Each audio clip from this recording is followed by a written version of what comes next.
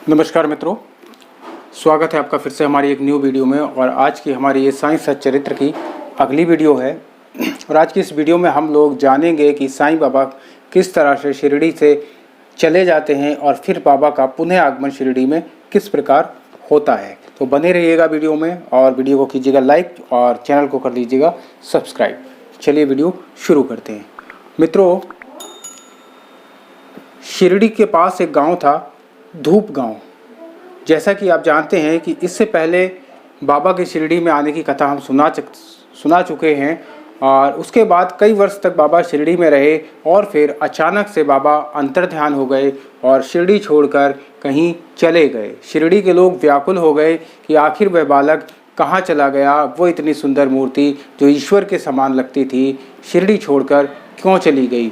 लोगों को लगा कि हमसे शायद कोई अपराध हुआ या उस फकीर को कुछ बात हमारी बुरी लगी जो वो यहाँ से चले गए। सभी लोग उनके वापस आने की कामना करने लगे, परंतु बाबा वापस नहीं आए। मित्रों, समय गुजरता गया और कुछ समय के बाद शिरडी के दक्षिण दिशा में एक गांव है, धूप गांव। धूप गांव के एक पटवारी हुआ करते थे।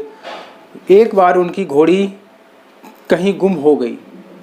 उन्होंने 2 महीने तक लगातार अपनी घोड़ी की खोजबीन की, परंतु उनकी घोड़ी उन्हें नहीं मिली। हार थक कर वे घोड़ी की जीन को अपनी पीठ पर रख कर और उदास मन से चले आ रहे थे। रास्ते में उन्होंने देखा कि एक फ़कीर एक पेड़ के नीचे बैठा है और गुजरते हुए उन फ़कीर ने उन पटवारी जिनका नाम चांद पाटिल था और उन्हें आवाज़ लगाई कि चांद, कुछ देर के लिए यहाँ रुक जाओ। चांद पाटिल ने सोचा कि यह मेरा नाम तो कोई जानता नहीं है यहाँ और मैं इस जगह पर अनजान हूँ, फिर आखिर इस फ़कीर को मेरा नाम कैसे मालूम। फिर कुछ सोचकर वह उस फ़कीर के पास गए और फ़कीर के पास बैठ गए। फ़कीर ने उनकी जीन देखकर उनसे पूछा कि ये जीन कैसी है। चांद पाटिल ने कहा कि बाबा, क्या बताऊँ, मेरी एक घोड़ी थी और वह अब खो गई है। पिछले 2 माह से मैं अपनी घोड़ी को खोज रहा हूँ, परंतु मुझे मेरी घोड़ी मिलती ही नहीं। ये सोचकर उस फ़कीर ने उनसे कहा कि क्या आपने पास वाले नाले के पास जाकर उस घोड़ी को खोजा है। चांद पाटिल ने कहा नहीं तो बाबा ने कहा कि जाओ और नाले के पास जाकर अपनी घोड़ी को खोज लो। चांद पाटिल जैसे ही शीघ्रता से उस नाले की ओर गए और नाले के पास जाकर उन्होंने देखा तो उनकी घोड़ी वहीं चल रही थी। और जैसे ही उसने चांद पाटिल को देखा, वह अपने हिनहिनाती हुई चांद पाटिल के पास आ गई। चांद पाटिल की खुशी का कोई ठिकाना नहीं रहा और वह धन्यवाद देने के लिए लौटकर फिर से साईं बाबा के पास आ गए। जब चांद पाटिल उनके पास पहुँचे तो बाबा ने अपनी चिलम जो है वो तैयार कर चुके थे। कुछ चीज़ों की ज़रूरत थी। एक जो तंबाकू होता है उसको सुलगाने के लिए आग की ज़रूरत थी और दूसरी जो सापा होता है उसको लपेटने के लिए पानी की ज़रूरत थी। परंतु दोनों चीज़ें वहाँ नहीं थीं और चांद पाटिल ये सोचने लगे कि इस प्रकार ये कैसे चिलम को तैयार कर रहे हैं। जैसे ही बाबा ने अपना चिमटा उठाया और उसको ज़मीन में घुसेड़ दिया। जब बाबा ने वो ज़मीन से चिमटा वापस खींचा तो उसमें एक जलता हुआ दहकता हुआ अंगारा था और उसको बाबा ने चिलम के ऊपर रख लिया। दूसरी ज़रूरत थी जल की, अर्थात पानी की। तो बाबा ने क्या किया, जैसे ही बाबा ने अपना सटका उठाया और उसको ज़ोर से जब ज़मीन पे मारा तो वहाँ से एक जल की धारा फूट पड़ी और बाबा ने साफा उसमें भिगोया और चिलम पर लपेट कर चिलम तैयार हो गई। फिर बाबा ने चिलम के 2 घूंट पिए और उसके बाद दम लगाने के लिए बाबा ने वह चिलम चांद पाटिल की ओर बढ़ा दी। चांद पाटिल ने चिलम में दम लगाए और पुनः बाबा को वापस कर दी। चांद पाटिल ने देखा कि इतना सब कोई सामान्य व्यक्ति नहीं कर सकता। वास्तव में ये जो फ़कीर हैं कोई पहुँचे हुए संत लगते हैं। और चांद पाटिल ने बाबा से बड़ी विनम्रता के साथ प्रार्थना की कि हे फ़कीर बाबा, आप मेरे घर चलिए।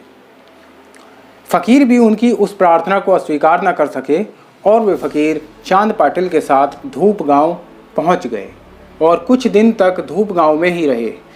धूप गांव में चांद पाटिल के साले का बेटा था जो चांद पाटिल के साथ रहता था और उसकी शादी थी। और बारात शिरडी को जानी थी।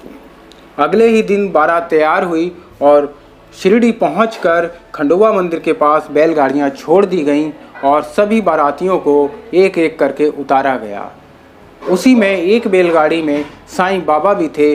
जो वह फ़कीर जब वहां उतरे तो सब लोगों ने उनका आदर सत्कार किया और खंडोबा मंदिर के जो पुजारी थे महालसापति, उन्होंने उनसे कहा कि आओ साईं, और साईं कहकर उनका संबोधन किया। अगली कथा में हम जानेंगे कि किस प्रकार से बाबा को साईं नाम प्राप्त हुआ था।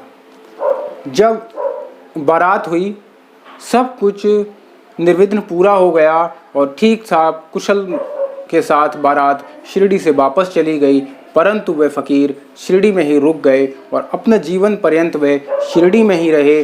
अपने जीवन के 60 वर्ष उन्होंने शिरडी में ही बिता दिए। चांद पाटिल ने उनसे कहा कि बाबा,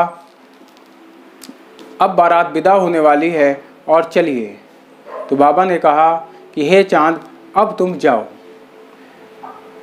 और मुझे यहीं रहना है, यही मेरी कर्म भूमि है। और उनसे कहा कि अगर तुम मुझे लेकर जाना चाहते हो तो अपने हृदय में ले जाओ, तुम जब पुकारोगे, जहाँ पुकारोगे, मैं आ जाऊँगा।